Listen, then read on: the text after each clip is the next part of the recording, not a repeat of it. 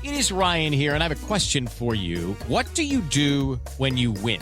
Like, are you a fist pumper, a woohooer, a hand clapper, a high fiver? If you want to hone in on those winning moves, check out Chumba Casino. Choose from hundreds of social casino-style games for your chance to redeem serious cash prizes. There are new game releases weekly, plus free daily bonuses. So don't wait. Start having the most fun ever at ChumbaCasino.com. Sponsored by Chumba Casino. No purchase necessary. VGW Group. Void where prohibited by law. 18 plus. Terms and conditions apply. My name's Adelle Onyango, and welcome to another episode of Legally Clueless. No, seriously, I have no clue what I'm doing, but I'm pretty sure I'm not the only one. Hey you, welcome to the 2024 episode. First and foremost, thank you for an incredible year. We couldn't have done all the things that we have without you. So thank you for listening to our audio shows. Thank you for watching our video series on YouTube, going across East Africa with us on our East Africa tour this year, coming for therapy, coming for our wellness talks. We honestly couldn't have done all that we've done this year without you. So thank you. If you're new to this podcast, the last episode of the year features 12 lessons I've learned in the year. And feel free, after listening to this episode, to drop lessons that 2024 taught you in the comment section wherever you're listening to this on. All right, let's jump right into it. Lesson number 1. Make healthy decisions for your mind, for your spirits, but also for your body. Really evaluate the company you keep, evaluate the thoughts you let into your mind and the food you give to your body. Everything should be in service to your wellness, and that is just a beautiful act of love. So move your body often, eat food that serves your body well, sleep, please sleep, rest. It's not a luxury, it's fuel. Get a grip on stress because it's linked to so many diseases. So find a healthy way to process your stress. Make healthy decisions for your mind, for your spirits, and for your body. Lesson number 2, try your best to unpack and understand your money personality and if there's any trauma that informs that. This is going to help you make financial habits that are attainable first and foremost because they suit your money personality.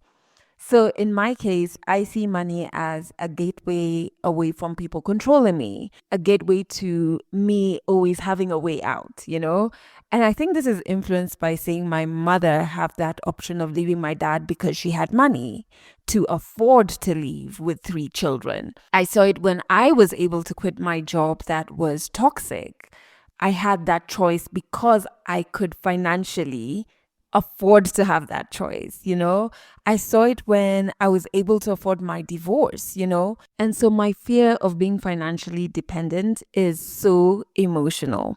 And so when it comes to investing, because I still have that fear at the back of my head, actually not at the back, at the forefront, I don't have a high risk appetite because I just have a very strong fear of losing all my money in high risk investments. So I go for investments that suit my money personality because they are there, But the gateway to understanding is to first unpack your money personality and figure out if there's any trauma that informs it, And then look for investment opportunities or habits that suit that personality. I think what we're seeing a lot of is a one-size-fits-all approach to money when our personalities around money are so different. So find yours. It is okay. This is lesson number 3. It is okay to not see the full staircase. This, I feel like I just started fully acknowledging in the last quarter of 2024. You don't have to wait to see the full staircase for you to live, for you to enjoy. One of my favorite poets often wrote about living in the question. And perhaps in living in that question, you will live yourself to the answer. And I have truly embraced this towards the end of this year. Just understanding that, you know what, I may not see the entire staircase. I hope it's cool, but that's not going to stop me living and enjoying the now of what's in front of me.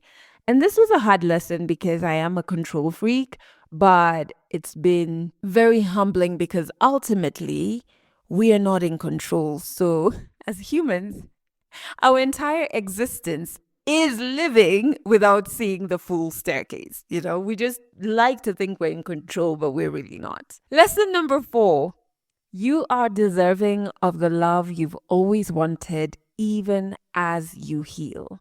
I think we focus so much on our flaws that we think that until we rectify them, we're not deserving of being loved. And I think this is false. You are. And with our healing journeys, we can often focus on all of the self work that we have to do. And that can make us think we're broken, we're unworthy. But healing isn't a destination, it isn't something you do so that you can be lovable. You heal so as to live a free life, And on the journey of evolution, you are so deserving of love, even as you heal through your traumas. And so, yeah, I just found that it's very easy to have that misconception when it comes to your worthiness, healing, and just like being accepting of love. Lesson number 5: don't fear relationships that show you a lot about yourself. Those are the deepest. Where I have for decades run away from a particular relationship, and I couldn't understand why I would just like sprint out. Of course, there was some BS here and there, but this year I learned that this is probably the most expansive relationship I have. It really makes me meet myself deeply. And sometimes those depths scare me and I would find myself running. But what I've started doing, because I acknowledge, it's making me really face myself, is in those moments, come up and grab some air. But I'm ultimately very grateful for the relationship because it's expanding me. And there's nothing harmful about the process, I have to say.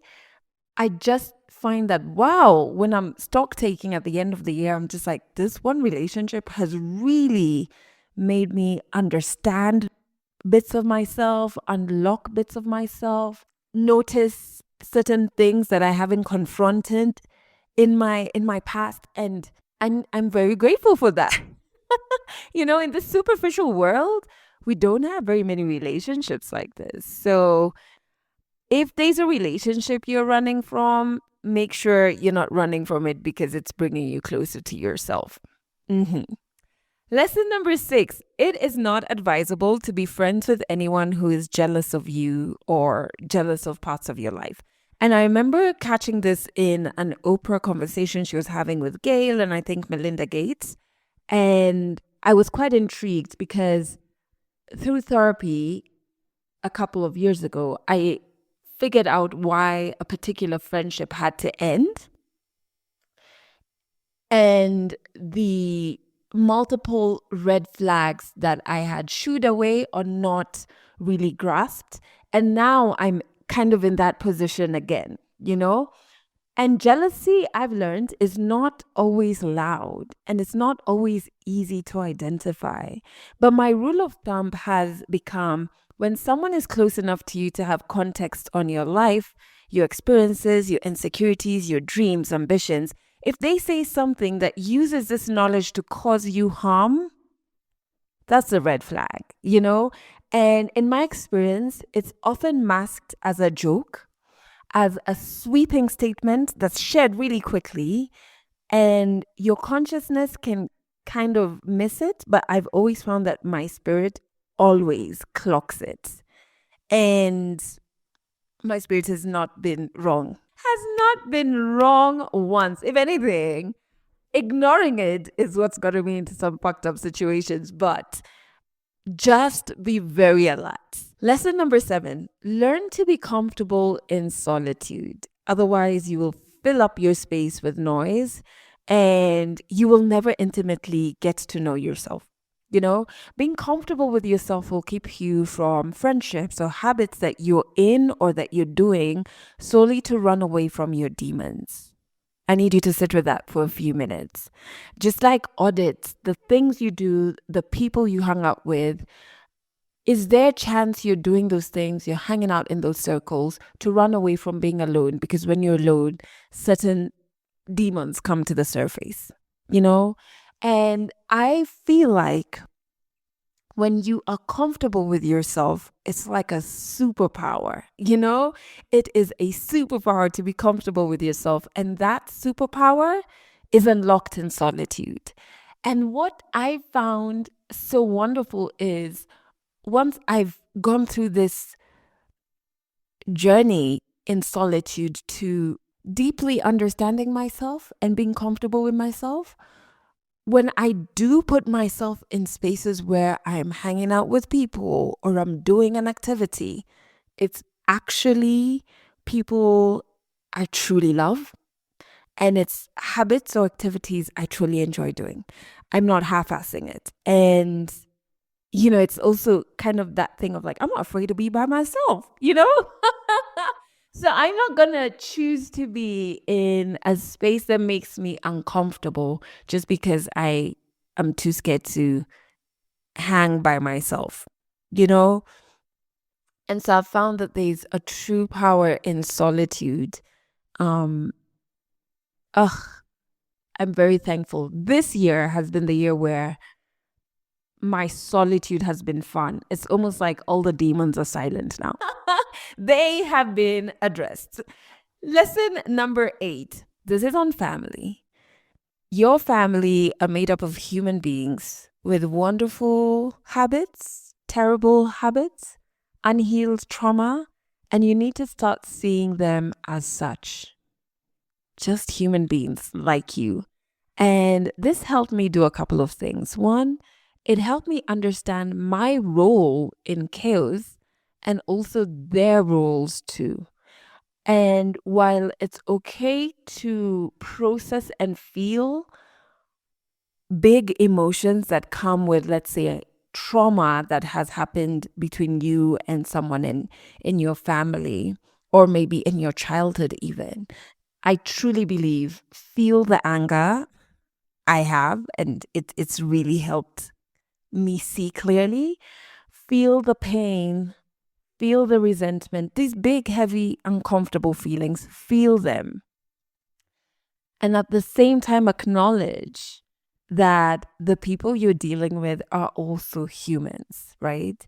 It doesn't take away from your emotion, but it helps you have some realistic expectations, which is the second thing this seeing your family as human beings just as you helped me do, it just helped me stop putting them on unfair, unnecessary expectations.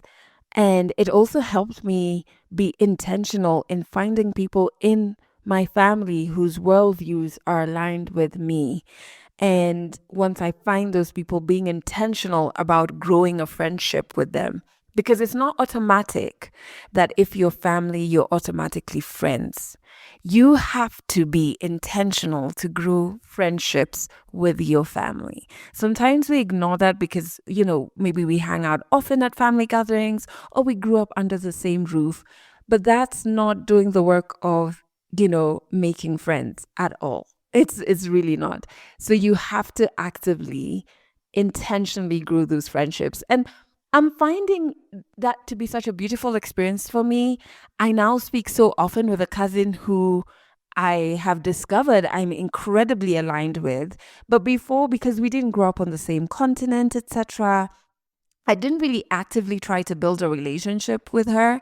Silly me, because now we talk every other day and we share. I think most recently she shared a Trevor Noah clip with me, like an interview or a talk at a conference he had done actually.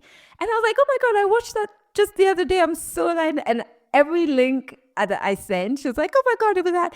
We are really aligned. And it's so wonderful to find friendship in family and to intentionally grow it. But I think first you just have to see family as just human beings like you and adjust your expectations. And if you find those who have aligned worldviews, intentionally grow friendship. You have to work at it. Lesson number 9, allow yourself to shed off the personality you adopted or you created to survive your childhood. Just because you've been living that personality for eons doesn't mean it's you. I think this year I truly realized the personality I'd adopted in childhood to feel safe was very extroverted. I was the clown. I've spoken about this on the podcast before. And that really wasn't me, and it was exhausting me. And I'm really more of an introvert. I've realized in spaces where I feel safe, which are more of like one-on-one situations with friends, oh my God, I'm wild. I can open up. One of the closest people in my life, I can have 3-hour conversations with him. Like, we can speak on the phone for so long that like the mobile provider company just like cuts the call. But it's because I feel safe in those situations, right? And even in those conversations, I'm not trying to be the clown. I'm just having a chill conversation. And so this year, I've really allowed myself to be my true self, and shed off the personality or the habits or behaviors I had adapted and created to feel safe in my childhood, And so when you shed off those personalities, you get to know the real you. Will it mean you lose some relationships? Absolutely. But some will expand to accommodate you. And guess what? You will also meet new friendship. And that's great. Lesson number 10. Let friendships end. Sometimes there's no drama, but you just realize you've outgrown each other, your worldviews have expanded, and you just aren't aligned. Your priorities are not aligned. You view things differently now from when you first became friends, and it's okay to let them go. If it's in your destiny to reconnect in future, great. If not, great too. But not all friendships are meant to last a lifetime, and that's okay. That's their sweetness. That's their power. They're short and sweet. Lesson number 11. Do not let fear steal away your dreams, your ambitions, your curiosity, your love. Oh my God. Don't let it steal your love. If you let fear steer, you will end up very far from all the beautiful things in your life. Fear can be a companion, but it cannot be the captain. Learn to do things afraid and learn to trust in the beauty of the beautiful things that arrive in your life instead of waiting for the other shoe to drop. Lesson number 12, the last one. You deserve to experience pleasure in all the ways that your body loves to receive it. I think this is a lesson I unpack more and more every year, especially as an African woman. There's always this belief that when it comes to sex, it's shameful, it's wrong, or it's a means to an end, procreation. And as an African woman, you mustn't know too much about sex. And even worse yet, you mustn't enjoy it. Please. Have sex that you enjoy. You deserve it. There's nothing shameful about it. So please endeavor to have great sex in 2025. Be curious, experiment, have fun, enjoy. Those are my 12 lessons of this year. I'm interested to know yours, so drop them in the comment section. And once again, thank you so much for being part of the Legally Clueless Africa family. I truly appreciate you. That's it for this episode of Legally Clueless. You can share this podcast with your friends. You can keep it for yourself. I'm not judging. Just make sure you're here next week for the next episode. Hey, it is Ryan Seacrest. There's something so thrilling about playing Chumba Casino. Maybe it's the simple reminder that with a little luck, anything is possible. ChumbaCasino.com has hundreds of social casino-style games to choose from with new game releases each week. Play for free anytime, anywhere for your chance to redeem some serious prizes. Join me in the fun. Sign up now at ChumbaCasino.com. Sponsored by Chumba Casino. No purchase necessary. VGW Group. Void where prohibited by law. 18 plus terms and conditions apply.